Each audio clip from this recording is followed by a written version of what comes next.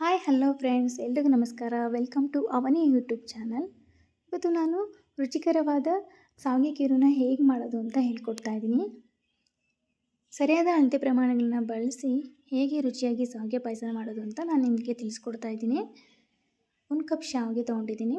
1 cup ಶಾವಿಗೆಗೆ 1 cup ಸಕ್ಕರೆ, ದ್ರಾಕ್ಷಿ ಮತ್ತು ಬಾದಾಮಿ ಗೋಡಂಬಿನ ಸಣ್ಣದಾಗಿ ಚೂರು ಮಾಡಿ ಇಟ್ಕೊಂಡಿದ್ದೀನಿ, 4 ಲವಂಗ, 4 ಕಪ್ ಹಾಲು, ತುಪ್ಪ, 2 MTR ಬಾದಾಮ್ ಪೌಡರ್ನ ನಾನಿಲ್ಲಿ ತೊಗೊಳ್ತಾ ಇದ್ದೀನಿ.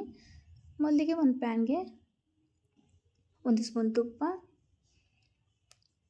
1 ಕಪ್ ಶಾವಿಗೆ, 4 ಲವಂಗ, ಇದನ್ನು ನೀಟಾಗಿ ಮಿಕ್ಸಪ್ ಮಾಡ್ಕೊಬೇಕು. ಸಣ್ಣ ಉರಿಯಲ್ಲಿ ಕೆಂಪಾಗಿ ಇದನ್ನು ಹುರ್ಕೊಳ್ಬೇಕು. ಈ ರೀತಿ ಹುರ್ಕೊಳ್ಬೇಕು. ಗೋಲ್ಡನ್ ಬ್ರೌನ್ ಬರೋವರೆಗೆ ಸಣ್ಣ ಉರಿಯಲ್ಲಿ ನಿಧಾನಕ್ಕೆ ಒಂದು ಶಾವಿಗೆನೂ ಸಿಗದಿರೋ ಥರ ನಾವು ಹುರ್ಕೊಬೇಕು. ಈಗ ಗ್ಯಾಸ್ ಆಫ್ ಮಾಡಿಬಿಡಿ. ಈಗ ಒಂದು ಸಣ್ಣ ಪ್ಯಾನ್ಗೆ 2 ಸ್ಪೂನ್ ತುಪ್ಪ, ಗೋಡಂಬಿ ಮತ್ತು ಬಾದಾಮಿ ಸ್ವಲ್ಪ ಬಿಸಿ ಮಾಡಿಕೊಂಡ್ರೆ ಸಾಕು.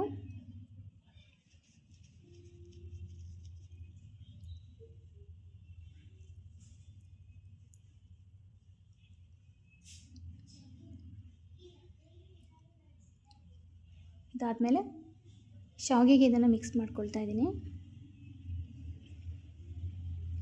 ದ್ರಾಕ್ಷಿನ ನಾನು ಕೊನೆಯಲ್ಲಿ ಹುರ್ಕೊಂಡು ಆ್ಯಡ್ ಮಾಡ್ತೀನಿ.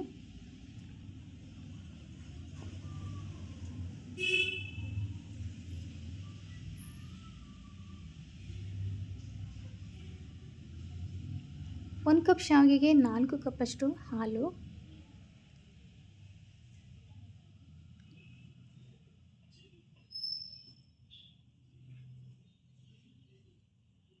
ನೀಟಾಗಿ ಇದನ್ನು ಗಂಟಿಲ್ದಂಗೆ ಮಿಕ್ಸ್ ಮಾಡಿಕೊಳ್ಬೇಕು.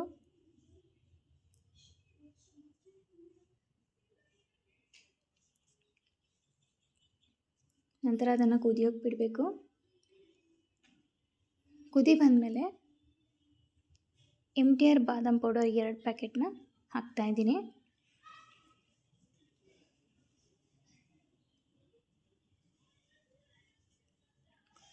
ನಾನಿಲ್ಲಿ 1 ಕಪ್ ಶಾವಿಗೆಗೆ 1 ಕಪ್ ಸಕ್ಕರೆ ಯೂಸ್ ಮಾಡ್ತಾಯಿದ್ದೀನಿ.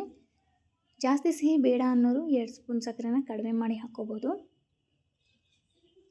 ಸ್ವೀಟು ಇಷ್ಟಪಡೋರು 1 ಕಪ್ ಶಾವಿಗೆಗೆ 1 ಕಪ್ ಸಕ್ಕರೆ ಹಾಕ್ಕೊಂಡ್ರೆ ಸರಿ ಹೋಗುತ್ತೆ.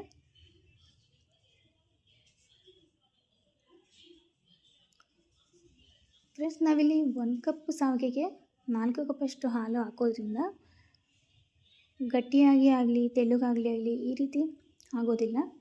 ಸರಿಯಾದ ಪ್ರಮಾಣದಲ್ಲಿ ಶಾವಿಗೆ ಖೀರು ಬರುತ್ತೆ ನಮಗೆ. 5 ನಿಮಿಷ ಇದನ್ನು ಕುದಿಯೋಕೆ ಬಿಡಬೇಕು.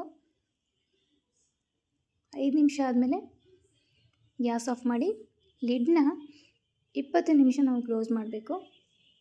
ಕೊನೆಯಲ್ಲಿ ದ್ರಾಕ್ಷಿ ಆ್ಯಡ್ ಮಾಡಬೇಕು.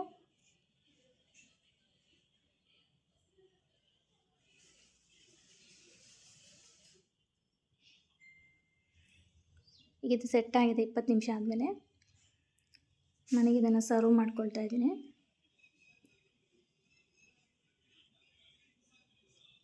ನೀವು ಕೂಡ ಮನೇಲಿ ಟ್ರೈ ಮಾಡಿ ನೋಡಿ ಫ್ರೆಂಡ್ಸ್, ಹೇಗಿತ್ತು ಅಂತ ನನಗೆ ಹೇಳಿ. ತುಂಬ ಚೆನ್ನಾಗಿರುತ್ತೆ, ತುಂಬ ಟೇಸ್ಟಿಯಾಗಿರುತ್ತೆ. Thank you. ಇದೇ ಥರ ಹೆಚ್ಚಿನ ವೀಡಿಯೋಗಳಿಗಾಗಿ ನನ್ನ ಚಾನಲ್ನ ಲೈಕ್, ಶೇರ್ ಆ್ಯಂಡ್ ಸಬ್ಸ್ಕ್ರೈಬ್ ಮಾಡಿ.